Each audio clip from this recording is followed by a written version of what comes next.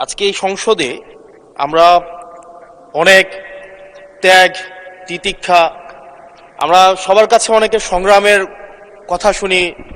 তারা অনেক লড়াইয়ের মধ্য দিয়ে আজকে এই সংসদটি আমাদের প্রজন্মের জন্য, আসলে আমরা আজকে যা কাজ করছি না কেন সেগুলো হচ্ছে আমাদের প্রজন্মের জন্য।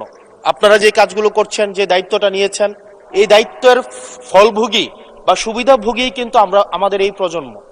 মাননীয় স্পিকার, আমরা খুব আশাহত হই যখন এই সংসদ এত রক্ত, এত লড়াই, এত ত্যাগের পরে আজকে যখন এই সংসদটি গঠিত হয়েছে, কিন্তু এই সংসদ আবার আগের যেই ভিসিয়াস সাইকেল, দোষারোপের যেই সাইকেল, একজন একজনকে বিভিন্ন ট্যাগিং এর যেই সাইকেল, মত দমনের নামে, বিরোধী মত দমনের নামে মামলার যে সাইকেল, আমরা সেইখানে আবার চলে গিয়েছি। ক্যাম্পাসগুলো আবার আনরেস্টের দিকে যাচ্ছে, অস্থিতিশীল পরিবেশ সৃষ্টি হচ্ছে, বিরোধী দল মত দমনের জন্য মামলা করা হচ্ছে, প্রতিমন্ত্রীকে ফেসবুকে লেখার কারণে বাসা থেকে তুলে নিয়ে আসা হচ্ছে, হুইপকে সমালোচনা করলে বাসা থেকে তুলে নিয়ে আসা হচ্ছে। আবার আমরা আগের সংস্কৃতিতে আমরা চলে যাচ্ছি, যেখানে মাননীয় প্রধানমন্ত্রী নিজে কার্টুন শেয়ার করে বিভিন্ন স্যাটায়ার, বিভিন্ন মকারিকে প্রমোট করছে, বিরোধী মতকে প্রমোট করছে।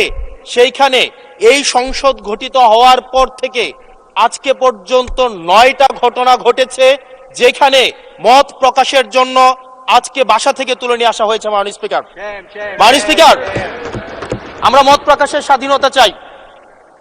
মত প্রকাশের স্বাধীনতা আগেও ছিল, মত প্রকাশের স্বাধীনতা আওয়ামী লীগের সময় ছিল, তবে সেটা সহমত প্রকাশের স্বাধীনতা। আমরা এই পার্লামেন্টের পরে আমরা শুধুমাত্র মত প্রকাশের স্বাধীনতা নয়, আমরা দ্বিমত প্রকাশের স্বাধীনতা চাই। আমরা এখানে দাঁড়িয়ে মাননীয় প্রধানমন্ত্রীর সমালোচনা করতে চাই। আমরা নির্ভয়ে ফেসবুকে আমরা ব্যাকস্পেস ব্যবহার করতে চাই না। কিন্তু আবার একটা ভয়ের পরিবেশ সৃষ্টি করা হচ্ছে, আবার একটা আতঙ্কের পরিবেশ সৃষ্টি করা হচ্ছে। আমরা দেখলাম সিলেক্টিভ এক ধরনের বিরোধিতার পরিবেশ তৈরি করা হচ্ছে। আমাদের সমাজের যারা গ্রহণযোগ্য এক ধরনের পলিটিক্যালি এলিট শ্রেণীর নারীদেরকে নিয়ে যখন সমালোচনা করা হয়, তখন সেটাকে নারীদের বিরুদ্ধে এটাকে বিবেচনা করা হয়। কিন্তু যারা পলিটিক্যালি পিছিয়ে পড়া জনগোষ্ঠী রয়েছে, গার্মেন্টস কর্মী রয়েছে, যারা হচ্ছে এই দেশের অর্থনীতির চাকাকে সচল করার জন্য রাত দিন পরিশ্রম করে যাচ্ছে, গ্রামগঞ্জের নারীরা, মায়েরা যারা রাত দিন পরিশ্রম করে যাচ্ছে, তাদেরকে যখন স্লাট শেম করা হয়, গালি দেওয়া হয়, সেটাকে আমরা নারী বিরোধিতা হিসাবে আমরা সেটাকে আমলে নেই না। এই ধরনের সিলেক্টিভ নারী বিরোধিতা করা, এই ধরনের সিলেক্টিভ নারী সমালোচনা করার যেই ধরনের প্রবণতা রয়েছে, সেই জায়গাগুলো থেকে মাননীয় স্পিকার আমাদেরকে বেরিয়ে আসতে হবে। মাননীয় স্পিকার, আজকে ক্যাম্পাসগুলোতে আবার এক ধরনের অস্থিতিশীলতা তৈরি করা হচ্ছে। আমরা যখন, আমি ইউনিভার্সিটি থেকে 2022 সালের অক্টোবরে ইউনিভার্সিটি থেকে এসেছি, আমাদের সময় গ্যাস্ট্রোম গণরুমের কালচার ছিল। আমাদের সময় একটা শিক্ষার্থী অনেক স্বপ্ন নিয়ে বিশ্ববিদ্যালয়গুলোতে যেত। আমরা সেখানে দেখেছি ক্ষমতাসীন দল কিভাবে বিশ্ববিদ্যালয়ের শিক্ষার্থীদের তাদেরকে পুঁজি করে তাদের ক্ষমতা কাঠামোকে দীর্ঘমেয়াদী করার জন্য সেখানে বাধ্যতামূলক সেখানে রাজনীতি করাতো। আজকে সেখানে বিশ্ববিদ্যালয়গুলোতে আবার গ্যাস্ট্রোম গণরুম কালচার চালু করার প্রয়াস শুরু হয়েছে, আবার সেইখানে বাধ্যতামূলক রাজনীতির কালচার শুরু করা হচ্ছে। আমরা দেখেছি ক্ষমতাসীন যারা রয়েছে তারা তাদের সন্তানদেরকে বিদেশে রেখে নিরাপদ ভবিষ্যৎ নিশ্চিত করে, আর মধ্যবিত্ত সন্তানরা যাদের বাবা মায়েরা কলকারখানায় কাজ করে, যাদের বাবারা রেমিটেন্স যোদ্ধা, যাদের বাবারা কষ্ট করে তাদের সন্তানদেরকে বিশ্ববিদ্যালয়ে পাঠায়, তাদের সন্তানদেরকে ক্ষমতালোভী রাজনীতিবিদরা তাদের সন্তানদেরকে ব্যবহার করে তাদের ক্যারিয়ারে ঝুঁকিতে ফেলে তাদের গদি বা পাটাতন শক্ত করার জন্য নিজের সন্তানের ভবিষ্যৎকে বিদেশে রেখে নিরাপদে রাখে, আর পরের সন্তানের ভবিষ্যৎকে নিয়ে ছিনিমিনি খেলে। মাননীয় স্পিকার, আমরা এই সংস্কৃতির পরিবর্তন চাই। আমরা চাই বিশ্ববিদ্যালয়গুলো শুধুমাত্র নেতা তৈরির হাতিয়ার হবে না। এই বিশ্ববিদ্যালয়গুলো গবেষণা, বিশ্ববিদ্যালয়গুলো পাঠ চর্চা, বিশ্ববিদ্যালয়গুলো সেখানে এক ধরনের মনস্তাত্ত্বিক সমৃদ্ধি, এবং সেখানে হচ্ছে আমরা যেখানে গবেষণা হবে সেখানে আমরা বিশ্ববিদ্যালয়গুলো থেকে বুদ্ধিজীবী, গবেষক আমরা বাংলাদেশকে এবং জাতিকে উপহার দিতে পারবো। কিন্তু অত্যন্ত দুঃখজনক বিষয়, আজকে বিশ্ববিদ্যালয়গুলো শুধুমাত্র নেতা উৎপাদন করার এক ধরনের বিশেষ সার্কেলে পরিণত হয়েছে। মাননীয় স্পিকার, এই ৩৬ জুলাই এই তরুণ প্রজন্মকে কি দিয়েছে?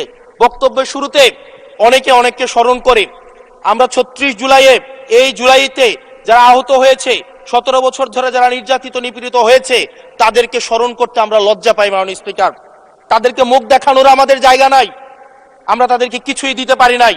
আমরা একটা কাঠামোগত পরিবর্তনের জন্য আমরা আজকে এই সংস্কার, আমাদের কাঠামোগত পরিবর্তনের জন্য আজকে আপনাদের এই লড়াইটা ছিল, এই সামগ্রিক হাউজের লড়াই ছিল। আমি চ্যালেঞ্জ করে বলতে পারি, যদি 2009, 10, 11, 12, 13, 14 সালে আমি সংসদে বসে কিছুক্ষণ আগে আমি 2009 সাল পরবর্তী থেকে 12 সাল পর্যন্ত যেই সংসদের যে বিতর্কগুলো ছিল, আমি বিতর্কগুলো পড়ার চেষ্টা করছিলাম। মাননীয় স্পিকার, যদি আজকে এটা 2014 সালের সংসদ হতো, আর যে সংস্কার প্রস্তাবগুলো এই পাশ থেকে দেওয়া হয়েছে, ঐকমত্য কমিশন থেকে দেওয়া হয়েছে, এই সংসদের একজনকেও খুঁজে পাওয়া যেত না যে এই সংস্কারের বিরুদ্ধে অবস্থান নিত। আজকে মানবাধিকার কমিশনকে ল্যাপস করে দেওয়া হয়েছে। মানবাধিকার কমিশনকে ল্যাপস করা হয়েছে, বারবার করে বলা হচ্ছে আরো শক্তিশালী ভাবে মানবাধিকার কমিশন নাকি উত্থাপন করা হবে। আজকে পুলিশ সংস্কার কমিশন, আজকে অর্ডিন্যান্স সেখানে বাতিল করে দেওয়া হয়েছে, বলা হচ্ছে আরো পুনর্বিবেচনা সাপেক্ষে সেখানে এই সংসদ উত্থাপন করা হবে। মাননীয় স্পিকার, যদি সেটাকে সবকিছুই তো সংশোধনের মধ্য দিয়ে যাচ্ছে, যদি এটা নিয়তটা যদি সহি থাকতো, ওয়েল ইন্টেনশন যদি থাকতো, এই অর্ডিন্যান্সটাকে এখানে গ্রহণ করে পরবর্তীতে কিন্তু সংশোধন করা যেত। মাননীয় স্পিকার, মাননীয় সদস্য, আপনার সময় 2 মিনিট বাড়িয়ে দেওয়া হলো, 2 মিনিটে শেষ করুন। থ্যাংক ইউ মাননীয় স্পিকার, আজকে সরকারি দল, বিরোধী দল, এই সরকারি দল এবং বিরোধী দল একটা আপেক্ষিক বিষয়।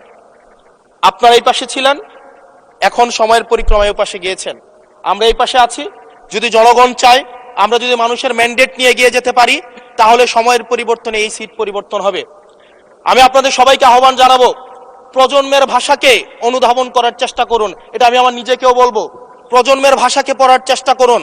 আমাদের প্রধানমন্ত্রী যিনি আছেন, মাননীয় প্রধানমন্ত্রী, উনার সন্তান যেই প্রজন্মের, আমরা একই প্রজন্মের, আমাদেরকে ধারণ করার চেষ্টা, আমি চাইবো আপনারা সবাই আমাদেরকে ধারণ করার চেষ্টা করবেন।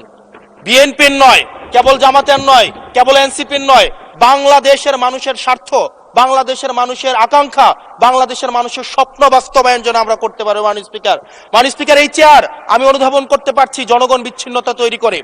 এই সংসদে বসে, এসি রুমে বসে, এসি গাড়িতে চলে, মিনিস্ট্রির এসিতে বসে, বাসার মধ্যে 24/7 আনইন্টারাপ্টেড ইলেকট্রিসিটির মধ্যে থেকে জনগণের সমস্যা বোঝা যায় না। এই জন্য এই সংসদে যখন আমরা দাঁড়াই, আমরা জনগণের সমস্যা অনুধাবন করতে পারি না।